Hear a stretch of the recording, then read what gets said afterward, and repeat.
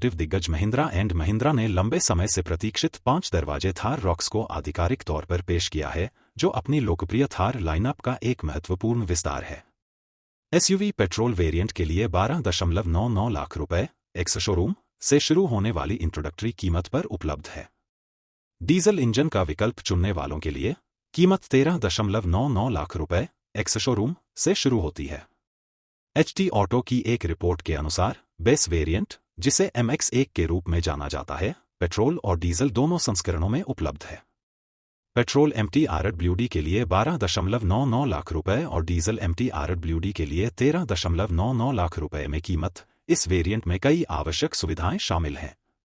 इनमें LED projector headlamp, LED tail lamp, 18 inch steel wheel, electronic parking brake और push button start stop function शामिल हैं। Adani power ने गुरुवार 15 अगस्त को घोषणा की कि वह बांग्लादेश को बिजली की आपूर्ति करने के लिए प्रतिबद्ध है और हाल ही में बिजली निर्यात नियमों में संशोधन ने उसके मौजूदा अनुबंध को प्रभावित नहीं किया है।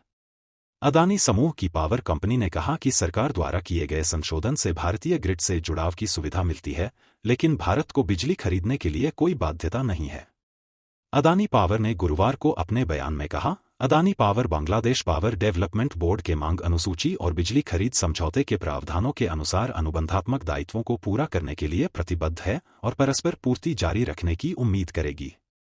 बांग्लादेश की पूर्व प्रधानमंत्री शेख हसीना ने देश से भागने के बाद अपने पहले आधिकारिक बयान में न्याय के लिए आवाज उठाई है। यह विकास तब हुआ जब छात्रों के नेतृत्व वाले घातक विरोध प्रदर्शनों के बीच एक किराना स्टोर मालिक की मौत के संबंध में अवामी लीग प्रमुख के खिलाफ हत्या के आरोप दायर किए गए थे। इस बीच बांग्लादेश नेशनलिस्ट पार्टी ने हसीना के खिलाफ नरसंहार के लिए मुकदमा चलाने की मांग की है। पूर्व राजनेता ने कहा, मैं जांच के माध्यम से हत्या और साज के लिए जिम्मेदार लोगों के लिए दंड की मांग करता हूं। स्वतंत्रता दिवस 2024 विदेशी पोर्टफोलियो निवेशकों FPIs ने पिछले 12 महीनों में भारतीय इक्विटीज में 64,824 रुपए करोड़ का निवेश किया है, जो अगस्त 2023 से अगस्त 2024 तक भारत की मजबूत मैक्रोइकोनॉमिक मूलभूत बातें और लचीला बाजार भावना से प्रेरित है। यहां कुछ मुख्य बिंदु हैं। FPIs का कुल निवेश। FPIs ने पिछले 12 महीनों में भारतीय इक्विटीज में 1,82,965 रुपए करोड़ का कुल निवेश किया है, जिसमें 1,18,141 रुपए करोड़ की कुल बिक्री हुई है। नेट सेलर्स में बदलाव। FPIs ने अगस्त में अपनी 2 महीने की खरीदारी की धारा को समाप्त कर दिया और नेट सेलर्स बन गए हैं। जून और जुलाई में खरीदारी। हालांकि वे जून और जुलाई में भारतीय बाजारों में स्थिरता लौटाने के बाद लगातार खरीदार बने रहे हैं। वित्त वर्ष 2024 से 25 में खरीदारी की रुकावट। FPIs ने नए वित्त वर्ष 2024 से 25 FY25 की शुरुआत के साथ अपनी खरीदारी की धारा को रोक दिया है। जनवरी 2024 में बड़े पैमाने पर बिक्री। FPIs ने जनवरी 2024 में अपनी खरीदारी की धारा को तोड़ते हुए बड़े पैमाने पर बिक्री की है। विनेश फोगाट की पहली प्रतिक्रिया कांस्य के ओलंपिक पदक अपील पर फैसले के बाद। कुश्ती में विनेश फोगाट की पेरिस ओलंपिक खेलों से अयोग्यता और संयुक्त रजत पदक की मांग को खेल पंचायत न्यायालय कास ने बुधवार को खारिज कर दिया। मामले की खारिजगी के साथ उन्होंने महिला फ्रीस्टाइल 50 किलोग्राम सेमीफाइनल जीतने के लिए रजत पदक गंवा दिया। ऐसा लगता है कि कास के फैसले के बाद अपने पहले सोशल मीडिया पोस्ट में विनेश फोगाट ने पेरिस ओलंपिक से अपनी एक तस्वीर साझा की। तस्वीर में 6 अगस्त को महिला फ्रीस्टाइल 50 किलोग्राम कुश्ती मैच के राउंड ऑफ 16 में जापान की यूई सुसाकी के खिलाफ असाधारण जीत हासिल करने के बाद उनकी प्रतिक्रिया को कैप्चर किया गया है। दिल्ली एयरपोर्ट T3 में अफरा-तफरी, सुरक्षा में लंबी लाइनें, यात्री विलंबित।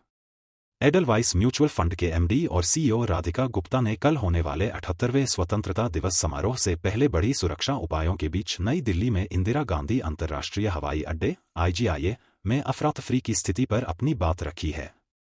सोशल मीडिया प्लेटफॉर्म X, जिसे पहले ट्विटर के रूप में जाना जाता था, पर एक पोस्ट में गुप्ता ने हवाई अड्डे पर लंबी सुरक्षा कतार में फंसे होने का अपना अनुभव साझा किया, जोड़ते हुए कि वह केवल एयरलाइन स्टाफ की मदद से अपनी उड़ान के लिए समय पर निकल पाईं। मैंने यह खुद देखा। एक परेशान, उन्हें दोष नहीं दें, एयरलाइन स्टाफ ने मुझे बताया कि सुरक्षा में औसत प्रतीक्षा समय 256 मिनट था। 256 मिनट, उन्होंने कहा।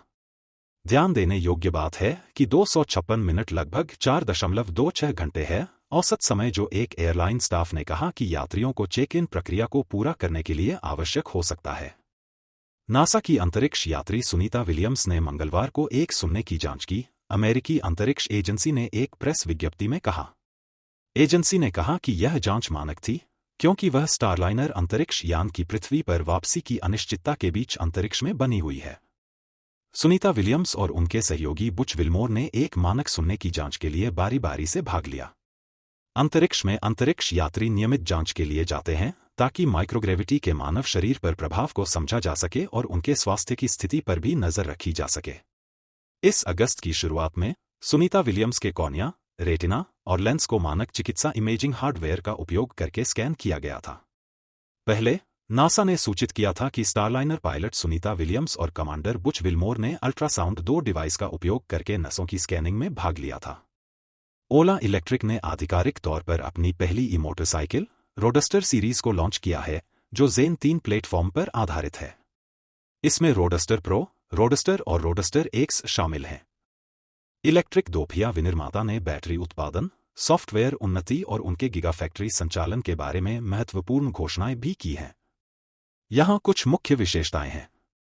रोडस्टर प्रो, इसकी 0 से 40 किलोमीटर प्रति घंटा की तेजी से गति 1.2 सेकंड में है, जो काफी प्रभावशाली है। इसका स्ट्रीट नेकेड डिजाइन पिछले साल के कॉन्सेप्ट से प्रभावित एक अधिक व्यावहारिक और पारंपरिक शैली में परिष्कृत किया गया है।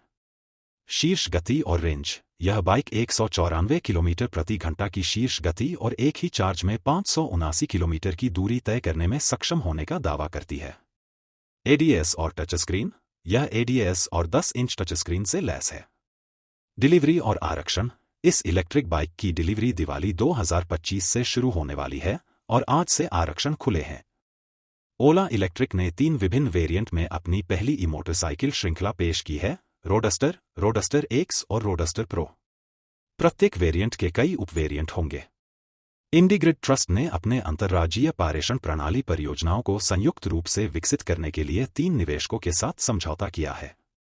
British International Investment (BII), Norwegian Climate Investment Fund (Norfund) द्वारा प्रबंधित और Techno Electric and Engineering Company Limited 3 power transmission परियोजनाओं Ishanagar Power Transmission Limited (IPTL), Dhule Power Transmission Limited (DPTL) और कल्लम ट्रांसको लिमिटेड (KTCO) में निवेश करेंगे, जैसा कि इंडीग्रिड द्वारा गुरुवार को जारी एक बयान में कहा गया है। यहां कुछ मुख्य बिंदु हैं। 3 परियोजनाएं, ये 3 परियोजनाएं जिन्हें इंडीग्रिड ने पिछले साल जीता था, मध्य प्रदेश और महाराष्ट्र में 6 GW अक्षय ऊर्जा की निकासी का समर्थन करने की उम्मीद है।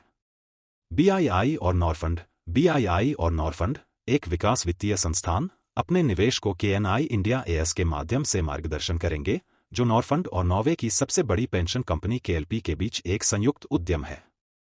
ओला के CEO भविष्य अग्रवाल ने 2026 में लॉन्च होने वाले भारत के लिए ओला के पहले AI चिप की घोषणा की। संकल्प इवेंट में की गई सभी घोषणाएं। 15 अगस्त को एक ऐतिहासिक घटना में ओला के संस्थापक भविष्य अग्रवाल ने बेंगलुरु में कंपनी के संकल्प 2024 फीट इवेंट में कृत्रिम बुद्धिमत्ता और प्रौद्योगिकी में महत्वपूर्ण प्रगति की घोषणा की।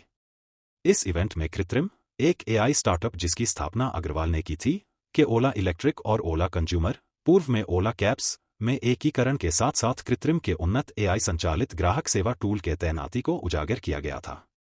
इवेंट के दौरान अग्रवाल ने 2028 तक 1 गीगावाट डेटा सेंटर सुविधा स्थापित करने की योजनाओं का खुलासा किया, जो वर्तमान क्षमता 20 मेगावाट से काफी अधिक है। उन्होंने कहा कि यह विस्तार एक बड़े दृष्टिकोण का हिस्सा है, खासकर जब कंपनी कृत्रिम द्वारा विकसित भारत का पहला स्वदेशी AI चिप लॉन्च करने का भी लक्ष्य रखती है। यहां कुछ मुख्य बिंदु हैं। AI चिप, ओला का लक्ष्य 2026 में भारत का पहला स्वदेशी AI चिप लॉन्च करना है। डेटा सेंटर, कंपनी 2028 तक 1 गीगावाट डेटा सेंटर सुविधा स्थापित करने की योजना बना रही है। कृत्रिम, एक AI स्टार्टअप, ओला इलेक्ट्रिक और ओला कंज्यूमर में एकीकृत किया गया है।